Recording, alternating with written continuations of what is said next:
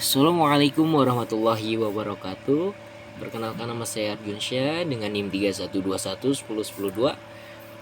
saya dari Teknik 21 ASE 2. Teknik Informatika 21 ASE 2. Dosen pengampu Bapak Al-Hadi STMTI.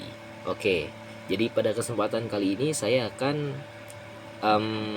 menjelaskan hasil reviewan yang sebelumnya itu menjadi tugas yang diberikan oleh Bapak Al-Hadi Saputra, yaitu dengan ketentuannya mereview sebuah seminar itu tentang software quality assurance, entah itu dari Facebook, entah itu dari Twitter, entah itu dari YouTube. Nah, kebetulan kemarin saya itu dapatnya itu dari YouTube. Nah, kebetulan juga ini yang menyelenggarakannya anak Universitas Pelita Bangsa juga, dari kelas TI 21 BSE 2. Nah, itu tuh pematerinya Kak Cindy Hilda dan Kak Ida Sundari. Nah, beliau itu tuh seorang software quality assurance pada suatu perusahaan. Nah, jadi untuk hasil dari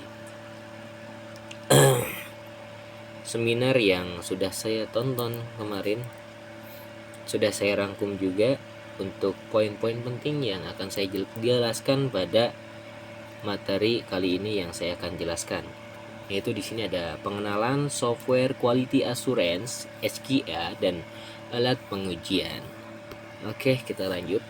Nah, di sini ada tinjauan umumnya. Jadi, software quality assurance atau SQA adalah proses untuk memastikan kualitas perangkat lunak dengan mencegah cacat sebelum alat itu dirilis.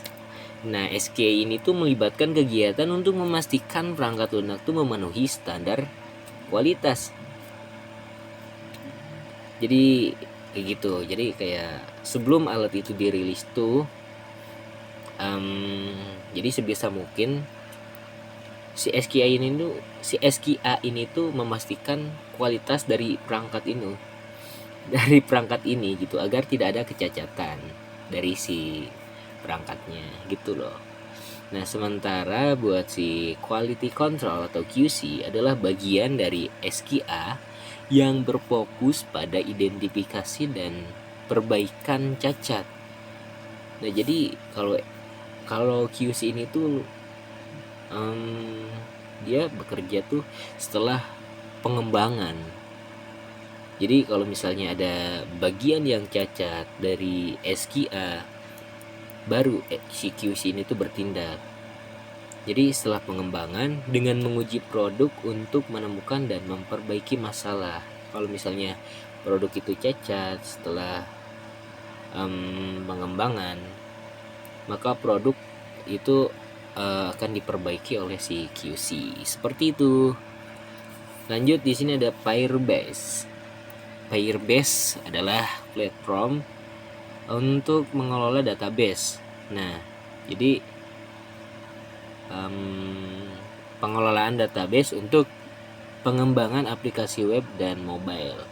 Firebase ini juga menyediakan layanan seperti autentikasi pengguna dan pengelolaan data secara real time tanpa pengelolaan server manual untuk memudahkan pengembang dan berfokus pada pengembangan aplikasi.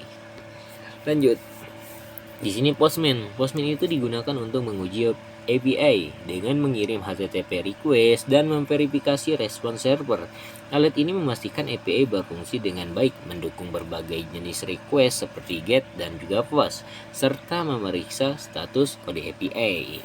Lanjut, ada Selenium mengotomatisasi pengujian aplikasi web dengan menulis script untuk menguji interaksi pengguna. Jadi Selenium ini tuh mendukung berbagai bahasa pemrograman dan browser. Jadi memungkinkan pengujian lintas platform untuk memastikan aplikasi web ini tuh berfungsi dengan baik. Lanjut, jadi di sini ada SQA, Software Quality Assurance versus QC, quality control. Jadi ini tuh adalah sebuah konsep yang berbeda. Antara keduanya adalah konsep yang berbeda dan dalam pengembangan perangkat lunak. Jadi SKI ini tuh lebih berfokus pada pencegahan cacat dari awal dengan menetapkan proses dan prosedur untuk memastikan kualitas produk gitu. Dan sedangkan QC di sini berfokus pada untuk deteksi cacat setelah pengembangan. Jadi melalui teknik pengujian untuk mengidentifikasi dan memperbaiki masalah. Nah, di sini keduanya memang penting untuk memastikan perangkat lunak itu tuh bebas cacat dan juga memenuhi standar kualitas. Oke. Nah, di sini ada white box versus black box testing. Nah, untuk white box testing ini untuk menguji bagian internal perangkat lunak. Misal seperti kode dan logika dari aplikasi dengan pengetahuan tentang strukturnya gitu. Jadi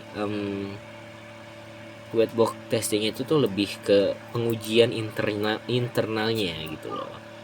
Lebih ke kode dan juga logika yang ada di aplikasi. Sedangkan black box testing itu berfokus pada pengujian fungsionalitasnya, dari fungsionalitas aplikasi tanpa memperhatikan detail internal. Jadi kayak menguji antarmuka pengguna untuk memastikan si aplikasi ini tuh berfungsi sesuai dengan harapan. Lanjut.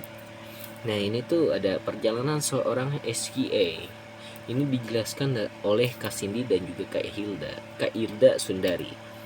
Jadi ini mungkin lebih ke pengalaman beliau dalam perjalanan karir menjadi seorang SQA yang baik dan juga yang sudah mantap dalam skill kayak gitulah. Jadi sudah saya rangkum juga untuk perjalanan beliau tuh. Jadi untuk perjalanan karir dalam bidang SQA, jadi sering dimulai dengan banyak tantangan kayaknya ya.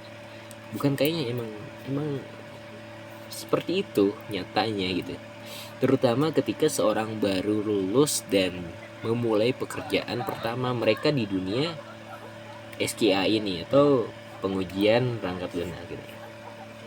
Jadi banyak orang merasa cemas atau takut saat menjadi tester, terutama karena tugas ini tuh melibatkan ya perhatian yang sangat detail terhadap perangkat lunak yang sedang diuji.